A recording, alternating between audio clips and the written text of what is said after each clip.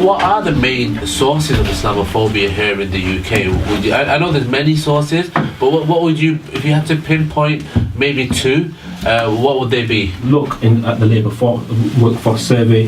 If you look at many studies that are currently being done, there's definite discrimination in the workplace when it comes to Muslims. So it seems entrenched. But when you're talking about sources, I think one of the main sources is, without a doubt, mainstream press's reporting of Muslims. Yeah.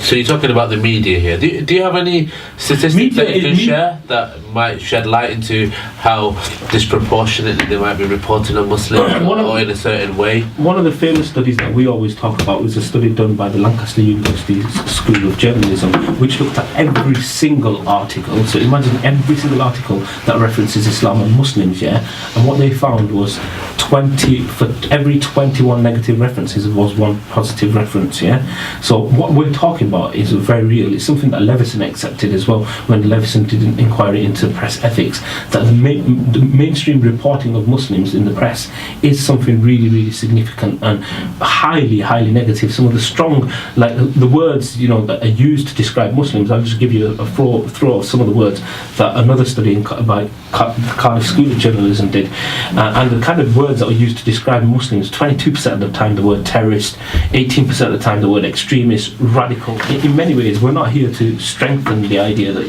Muslims are being attacked and we're just going to forever be victims, but it's very real for many people the way Muslims are reported, and it affects everything that you look at when it comes to reporting of Muslims. Earlier, when you have negative headlines that associate these crimes with Islam, it doesn't help. Absolutely. It just reinforces probably what they might be thinking as a certain fact, and that seems to be the problem a lot of the times. For example, we know of cases where there's been sexual grooming from a young age, and what happens is when that is reported, it's reported as if it's something to do with their faith, or as a Muslim or Islam is mentioned alongside that crime, but we know that there's nothing, there's no correlation between these two crimes, but that link is then made onto that person or Islam.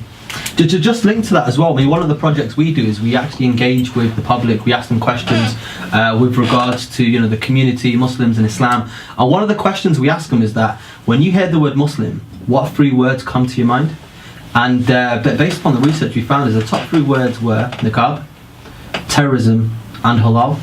And two of those words, even though from a Muslim context, it's not necessarily a negative word, halal and niqab. However, from the angle that which they were delivering the message, it was in a negative context. You're right. It was a really good opportunity on Saturday to engage with members of the public and raise awareness about Islamophobia.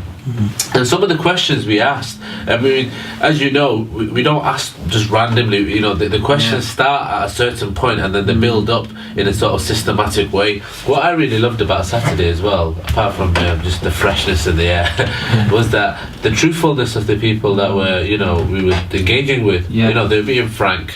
We weren't taking offence by what they were saying because we wanted to hear what they had to say, and that is our tagline. This question, I always start off with the question and say, just be honest, like I'm not going to be offended. Yeah. And you know what? A lot of them they just tell you how it is. Wow. Yeah. They'll just tell you exactly. But yeah. So we had some crazy answers. Honestly, some of them were, as you mentioned earlier, some very sort of negative views towards Islam, like oppression, hate all religions, or want to dominate society, stuff like that. And some mentioned cultural sort of markers to do with different ethnic, ethnic minorities. So they mentioned like shalwar kameez. Mentioned kebabs, stuff like that. So obviously that for me demonstrates that there's a long way for us to go in terms of educating people about Islam. I think that's probably our collective failure as a community. Like about women's rights and oppression to women, and we are aware that certain parts in the world where many Muslims live, that maybe women are oppressed, but there's got nothing to do with teaching of Islam. But for a non-Muslim, when they see that on the news or whatever it is, or even if they've heard stories from friends or family suddenly they link it with religion and they think, well, actually, they're all like that, and this is what the religion teaches. I truly do believe one area you can get success, and one area which really takes us out of our comfort zone, is when you're going having these everyday conversations and really genuinely willing to listen to whatever people might think, because that's going towards somewhere, towards actually dealing with the actual issue. And those that are interested, I would say, get involved with organisations in Manchester like the Myriad Foundation, a very open organisation, and MEND, and people can actually come and be very quickly trained and do this for themselves. A lot of the times a narrative is put out there that Muslims are taking over the UK, right? They're coming over, they're taking our resources, they're taking our houses, they're taking our jobs, they're burdening the NHS, and that's why the NHS is falling to pieces, etc. And so people genuinely believe that there's a massive proportion of Muslims in the UK, and they're going to come here, and what their plan is to take over, remove the Queen, and implement Sharia law. But Yusuf, what was really funny, and I was like, should I be taking this guy seriously? Was he said, look, okay, maybe not in Manchester, but in Birmingham, more than 70%. Wow. And I said, I don't think that's correct. He goes, I've been to Birmingham, and I was like, enjoyed it. And I think at times as well, Yusuf Tai, as people who are working or studying or at, college, university, etc., we obviously we have a lot of non-Muslim colleagues, but a lot of times we're shy in having these discussions. Absolutely. And I feel, Yusuf, and that's where these conversations should start, in the home, with our wider friends, with our wider colleagues, and we're reluctant to have those conversations. I agree with you. Sorry, Ali. And I think one of the issues is that we're not having these conversations in these places, so we're letting people make up their own mind based upon whatever external factors they are. We're really, the responsibility, Yusuf Tai, it really relies on our shoulders as well. Would you not say? I mean, absolutely, it relies on the shoulders of each and every one of us. Yusuf Tai, we've got our caller on the line. Assalamu alaikum, you're live on the Heritage Radio.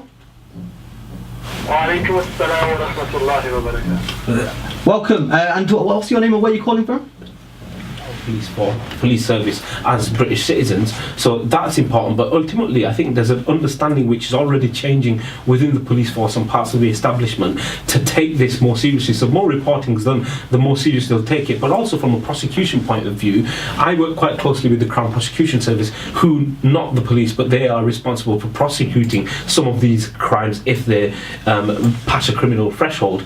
They want to be better informed on this, and they can only be better informed if there's more reporting. Also understand where people are coming from, especially when we go out and do those questionnaires, that there are genuine concerns that people have.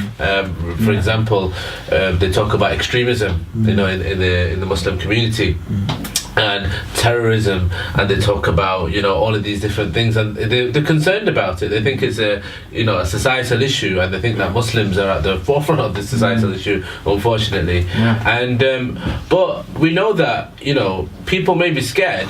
But research carried out by MI5's Behavioural Science Unit, for example, based on in-depth case studies on several hundred individuals known to be involved or closely associated with violent extremist activity, ranging from fundraising to planning, some sort of attacks.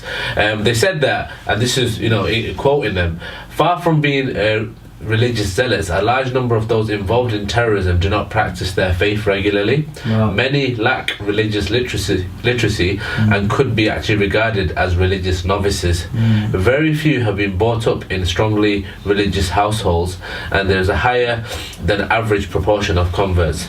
Some are involved in drug taking, drinking alcohol, and visiting prostitutes. MI5 says that there is evidence that a well-established religious identity actually protects against violent radicalisation. Wow. So this is MI5 themselves. To Heritage Radio on 1603